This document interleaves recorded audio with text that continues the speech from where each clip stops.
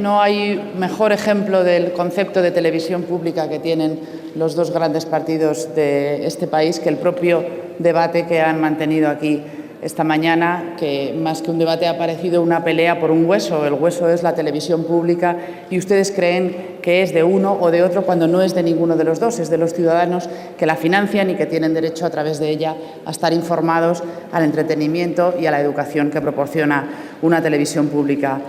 La verdad es que ha sido bastante lamentable ver cómo se ha podido hablar tanto tiempo sobre quién tiene más culpa o quién tiene más responsabilidad o quién es mejor de los dos manipulando, cuando lo cierto es que nosotros, que en ese sentido somos bastante ecuánimes porque todas las televisiones nos tratan mal, sabemos que la responsabilidad es bastante compartida. A nosotros se nos ha excluido de los debates en Canal Nou, se nos ha excluido de la información en Canal Sur, lo hemos llevado a los tribunales y lo hemos ganado, y también se nos ha excluido en Televisión Española. Por lo tanto, estamos en condiciones de neutralidad para decir que hay una tendencia general en los dos grandes partidos a convertir las televisiones públicas en televisiones de sus respectivos partidos. Sin embargo, como a mí me gusta, como decía Sioran, distinguir entre los distintos grados de lo deplorable, tengo que reconocer que la televisión española de los últimos años ha alcanzado un mayor pluralismo, al menos en la medida en que estaban más atendidos los dos grandes partidos. Si bien también tengo que decirles a los señores del Partido Socialista que el pluralismo no se consigue con dos partidos, sino fundamentalmente integrando todas las visiones de la sociedad, incluso las visiones no partidistas, que para ustedes a veces no es fácil entender que no todo el mundo se ve a través de los partidos, que hay otras maneras de contemplar la vida que no tienen nada que ver ni con el Partido Popular, ni con el Partido Socialista, ni con UPyD. Y a veces esas visiones realmente plurales también les cuesta integrarlas.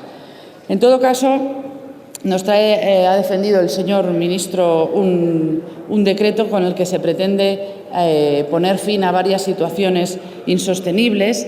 En cuanto a la solución que han dado al problema de las radios en los campos de fútbol, pues sí, nos parece bien que se haya solucionado el problema y nos parece bien la solución que se le ha encontrado, pero perdóneme que le diga, señor Soria, no nos termina de sentar bien el sermón a cuenta del derecho a la información que nos ha soltado precisamente con el motivo de las radios, cuando ese derecho a la información en muchos otros aspectos les cuesta a los profesionales ejercerlo porque el Gobierno no ejerce como debería su deber de informar a los ciudadanos, de informar a los medios y de informar a esta Cámara en numerosos aspectos que son mencionados a diario por todos los grupos parlamentarios.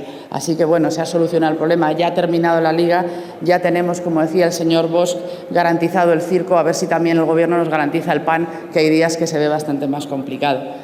En cuanto a los sueldos del Consejo de Administración, era una petición que mi grupo ha formulado en dos ocasiones en la comisión parlamentaria correspondiente y verdaderamente agradecemos al Gobierno que haya tomado esta medida porque pensábamos seguir pidiendo, por una cuestión de mera ética y de vergüenza ajena, pensábamos seguir pidiendo que se redujeran o se eliminaran esos sueldos toda la legislatura, así que ahora ya podemos dedicarnos a otras cosas en esa comisión.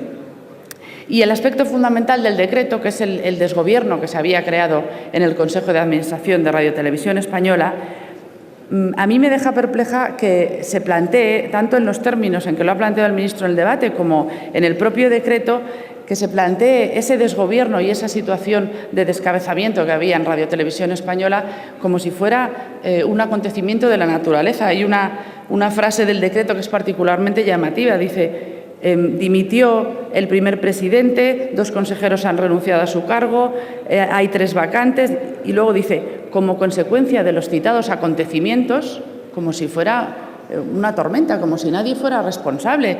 Y los citados acontecimientos, o mejor dicho, los acontecimientos que no se citan en el decreto, son que ustedes, tanto el Partido Popular como el Partido Socialista, tenían que ponerse de acuerdo en nombrar los cargos que van quedando vacantes. Entonces, el acontecimiento no es que el presidente dimitiera, es que al día siguiente ustedes tenían la obligación de nombrar otro y no lo han hecho. Pero tenían la obligación legal. La ley anterior no les invitaba al consenso, les obligaba. Es decir, están ustedes desde julio del año pasado, ustedes, el Partido Popular y el Partido Socialista, incumpliendo la ley. Y ahora, de repente, Vienen ustedes a solucionar esto por la vía de urgencia, como si no hubieran tenido tiempo hasta ahora de encontrar una solución consensuada. Pues mire, da la impresión de que están ustedes incumpliendo la ley hasta el día que se levantan decidiendo que van a cumplirla, pero van a cumplir una nueva. Son como unos bomberos que estuvieran un año mirando cómo arde un bosque y al cabo de un año dijeran hay que hacer algo, llamemos a los bomberos.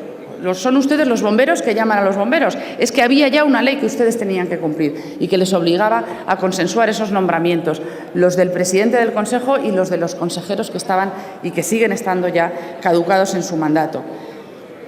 Esa era la obligación que han incumplido. Pero además quiero recordar aquí lo que significa el consenso, porque creo que también es una palabra que ha quedado desvirtuada sucesivamente por este tipo de nombramientos, no solo en Radio Televisión Española, sino en otros organismos. El consenso significa encontrar un nombre que sea aceptable para todos, a ser posible, idealmente para todos los miembros de esta Cámara, pero si no, al menos por la mayoría que estipula la ley. Significa encontrar un nombre aceptable para todos, no significa repartirse las cuotas en función de intereses partidistas. Eso es el consenso. Lo otro son las cuotas que convierten a una televisión pública en una televisión de dos partidos y que a partir de hoy será la televisión de un solo partido y será la televisión gubernamental, que es la que usted facilita con este decreto, señor Soria. Nosotros somos partidarios de una televisión pública que sea verdaderamente independiente y verdaderamente de calidad. Y la cuestión es que se puede conseguir. La cuestión es que hay muchos ciudadanos que ya ven, gracias a la televisión digital y a la televisión por cable, como en otros países hay informativos y hay programas que son independientes verdaderamente de los gobiernos y que respetan el pluralismo de la sociedad. Entonces, como se puede hacer, los ciudadanos se preguntan por qué no se hace. Y la única explicación para que no se haga es que es un instrumento fabuloso de control de la sociedad. Por eso, no puedo dejar de señalar cómo este decreto revela, además, cuál es la prioridad de este Gobierno y cómo es su manera de gobernar. Resulta, ha dicho usted, que no es una excepción la situación de Televisión Española. Claro que no lo es.